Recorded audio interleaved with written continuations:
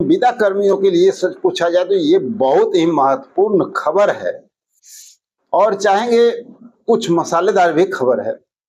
क्योंकि देखिए, आज तक आपने देखा कि इलेक्शन का जैसे ही बिगुल फूंका गया था बिहार में, ठीक उसी समय से सरकार लोगों को सौगात पे सौगात देना शुरू कर दी। और वो वक्त कब था? जुलाई का महीना।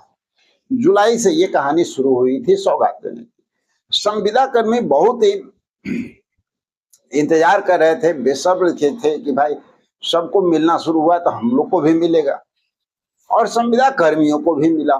तो आज बहुत बड़ी बिग यूं कहा जाए कि एक बड़ी जानकारी।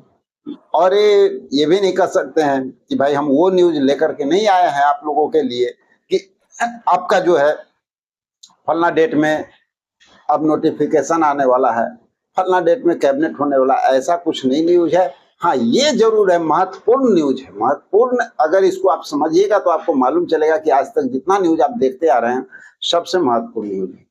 तो चलिए आगे बढ़ते हैं और सबसे पहले आप लोग को जानकारी देते हैं कि देखिए यहाँ पर हुआ क्या है कि वर्तमान में जो शिक्षा मंत्री है ना, उनको हराने के लिए TRE 4 के जो अभ्यर्थी थे वो कमर कस चुके हैं और गोपालगंज में वो कैंप करने जा रहे हैं। अब कहेंगे कि सर ये कौन बड़ी बात है? अरे भाई बहुत बड़ा बात है। पहले बात को समझिएगा तो समझ में आएगा कि क्या होता है, लड़ाई कैसे लड़ी जाती है। और अब अगर अभी भी आपको सरकार ध्यान नहीं दे रही है आपके ऊपर, आपका मेहनत सफल नहीं हो रहा, तो अपनी मेहनत को सफल आप कैसे कर सकते हैं? इन्हीं सब बातों से तो जानकारी मिलता है ना, इन्हीं सब बातों से आगे का रास्ता खुलता है। सिर्फ ये सुनना कि फलना डेट में हमारा ज्वाइनिंग हो रहा है, फलना डेट में हमको जो है क्या बोलते हैं वेतन बढ़ रहा है, उससे नहीं होता है काम भाई। काम इससे होता है कि हमें कब क्या करना है, कब कौन सा कदम उठाना है जिसका प्रभाव सरकार पे पड़े, सरकार के ऊपर दबाव पड़े हमारी बातों का, कि सरकार हमारा काम कर सके।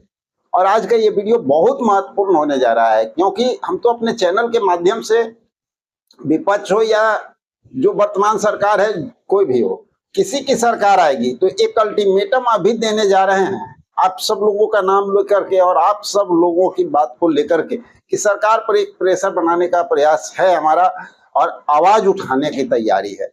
तो चलिए शुरू करते हैं। देखिए, वर्तमान में आप लोग देखें कि कई बार ऐसा हुआ है हम लोग के साथ कि सरकार जो है सौतेला से भी सौतेला व्यवहार कर दे।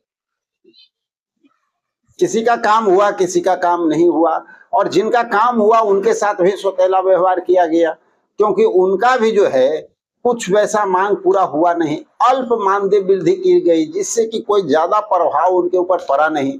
स्वाभाविक है कि तकलीफ तो उन लोगों को भी है, और जिनका कोई काम हुआ ही नहीं, कुछ भी नहीं हुआ, इंतजार करते रह गए, लगातार आंदोलन करते रह गए, लगातार सरकार तक बात पहुंचाते रह गए, फिर भी सरकार नहीं सुनी, उनको कितना तकलीफ है आपको पता होगा, क्योंकि आपको भी उतना तकलीफ है, आपका भी काम नहीं हुआ है। तो चलिए, अभी एक अल्टीमेटम जो दिया गया है ना, देखिए आप साइड स्क्रीन पे ट्विटर हैंडल्स पे साफ तौर पे यहाँ पर जो है शिक्षक अभ्यर्थी TRE 4.0 की तरफ से ये न्यूज निकल के आ रहा है। हमारा और आपका न्यूज नहीं है, बनाया हुआ नहीं है, कोई गोलमाल किया हुआ नहीं है। लोग कहते हैं ना कि गोलमाल न्यूज, तो यहाँ पे गोलमाल न्यूज नहीं मिलता है। जो मिलता है ऑथेंटिक, आपको मानना है मानिए, नहीं मानना है मत मानिए, लेकिन सच्चाई है। ठीक है, आप यहाँ पर देख सकते हैं साइड में क्या चीज है, साफ साफ इनका कहना क्या है, पहले इस बात को ही समझ लेते हैं ना। यहाँ पर कहना है कि सभी अभ्यर्थी से अनुरोध किया गया है कि अपना बोरिया बिस्तर समेट लीजिए, और समेटने के बाद कहां पहुंचना है? सभी लोग गोपालगंज। गोपालगंज में कहां पर? भोर विधानसभा। आखिर क्यों भाई? तो यहाँ साफ साफ दिया गया विधानसभा में अगले 1 माह तक कैंपिंग करना है। कौन लोग कर रहे हैं? शिक्षक अभ्यर्थी TRE 4.0 के शिक्षक अभ्यर्थी सभी जो है वो पहुंच के वहां कैंपिंग करेंगे। अब सवाल उठता है कि कैंपिंग में क्या होगा, कैंपिंग करने से क्या होगा? बहुत कुछ होगा ना। यहीं पे हम लोग चूक कर जाते हैं ना।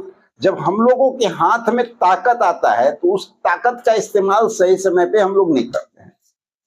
अभी सरकार को आवश्यकता है, जैसे चंद दिन पहले हम लोगों की आवश्यकता थी और हम लोग जो है लगातार मांग कर रहे थे, लाठी भी खा रहे थे, हर कुछ कर रहे थे, लेकिन सरकार के सामने हाथ फैलाए हुए थे।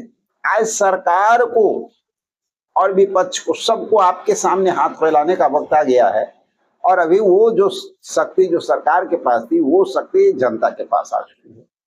तो जनता का काम क्या है?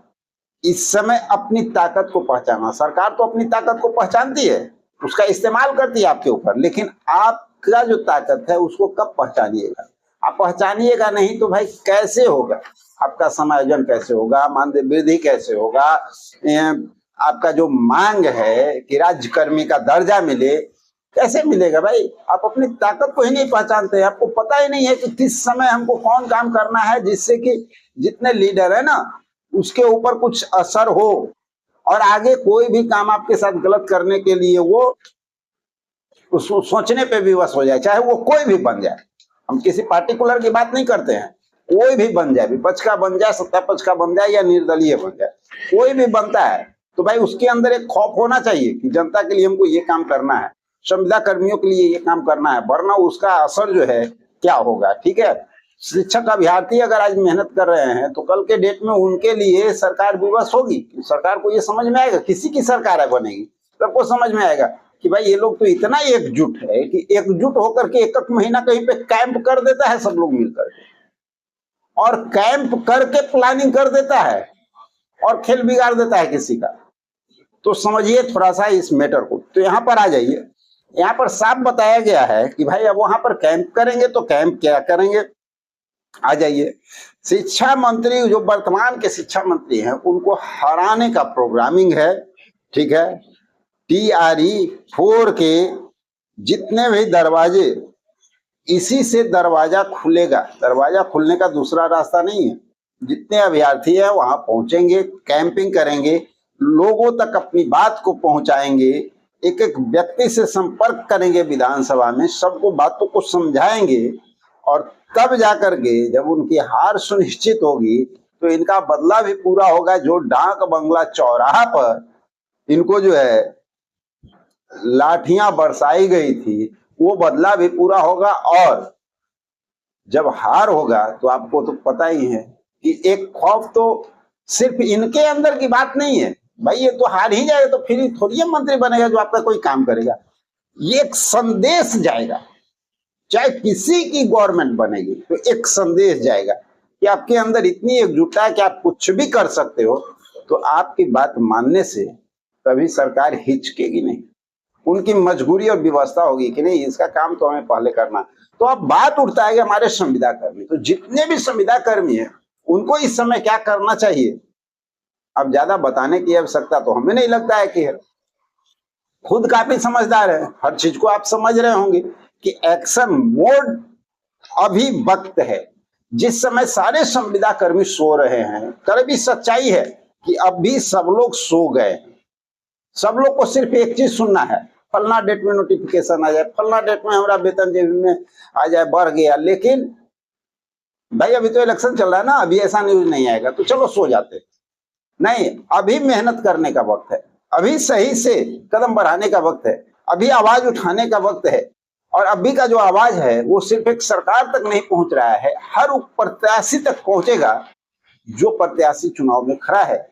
और कोई भी प्रत्याशी जीत के आएगा तो उसके अंदर एक खौफ होगा कि भाई इन लोगों का काम अगर हम नहीं करते हैं तो इसका परिणाम हमारे साथ क्या हो सकता है। तो चलिए ये बहुत जरूरी है। तो बात कर लेते हैं कि देखिए, जिन संविदा कर्मियों को सरकार ने किया बेआबरू, कौन थे भाई, कौन लोग थे, आप ही बता दीजिए ना कैसे। अभी बात हम लोग करते हैं ग्राम रक्षक, क्यों काम रुक रहा है। 112 के जो चालक हमारे हैं, इतना मेहनत किए, पूर्व के सैनिक हैं, उसके बावजूद इनके साथ अभी तक सौतेला व्यवहार क्यों किया गया? सरकार क्यों इग्नोर कर रही है? कहीं ना कहीं हमारे अंदर कमी है। सरकार को पता है कि जब हम इलेक्शन में जाएंगे तो हमारा ये लोग बिगाड़ ही क्या लेगा भाई। चुपचाप हर इलेक्शन तो चुपचाप बैठ ही जाएगा, फिर तो इस सरकार बनने का इंतजार करेगा, उसके बाद है ना कुछ करेगा। बोलने के लिए लाख बोलेगा लेकिन हमारा बिगाड़ेगा नहीं। ये चीज ही जो है ना सरकार को हिम्मत देता है और आपके साथ हमेशा गलत होता है। अब आ जाइए इसके बाद, हमारे वार्ड सचिव, पुराने वार्ड सचिव जो है कितने लंबे अरसे से मेहनत कर रहे हैं, क्या हुआ उनके साथ? क्यों नहीं उनकी बात सुनी जाती है?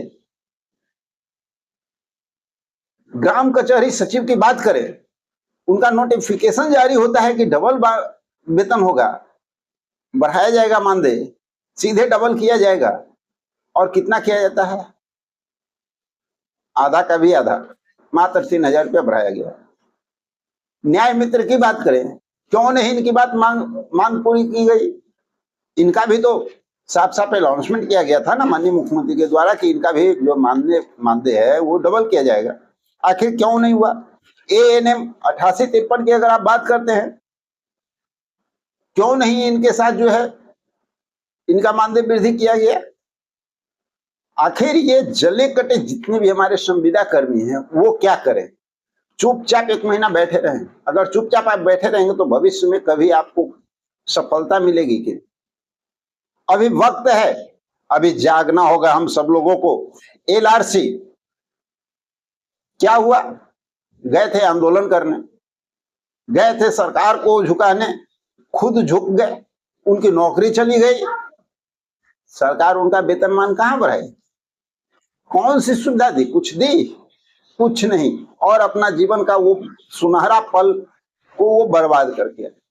तो अभी वक्त जो है वो क्या करने का है आप सब समझिए। सभी संविदा कर्मी एकजुटता का प्रतीक है। जब तक एकजुट होकर के हम लोग तैयारी खुद नहीं करेंगे, और प्रत्याशी पर असर होना चाहिए, चाहे वो कोई भी प्रत्याशी हो, सत्ता पक्ष हो, विपक्ष हो, कोई भी निर्दलीय हो, उसको ये समझ में आना चाहिए कि इन लोगों का ताकत क्या है, और उसको दिखाने के लिए आज जो शुरुआत किया गया है शिक्षक अभ्यर्थियों के द्वारा, वो सराहनीय कदम कहीं ना कहीं तो है और सभी लोगों को फॉलो करना चाहिए। अब आ जाइए यहाँ पर, होमगार्ड के जो सफल अभ्यर्थी थे, चौकीदार थे, आश्वासन भी मिला, आखिर इन लोग का काम क्यों नहीं हुआ? मीटर रीडर है, परिचारी हैं, संख्याकी स्वयं सेवक हैं, नल जल ऑपरेटर हैं। अब बताइए 1-2 है क्या? इतने लोग हम लोग हैं, और जब एकजुटता के साथ कुछ ऐसा करें तो भविष्य में हमारी बात क्यों नहीं सुनी जाएगी? राजकर्मी का दर्जा क्यों नहीं मिलेगा? सम्मान काम के बदले सम्मान वेतन क्यों नहीं मिलेगा? तो साथियों, अगर वीडियो चलिए पसंद आ रहा है तो ठीक है, नहीं पसंद आ रहा है तो भैया डिसलाइक तो बनता है। और मिलते हैं एक अगले वीडियो में कुछ नई जानकारी के साथ। जब तक के लिए जय हिंद।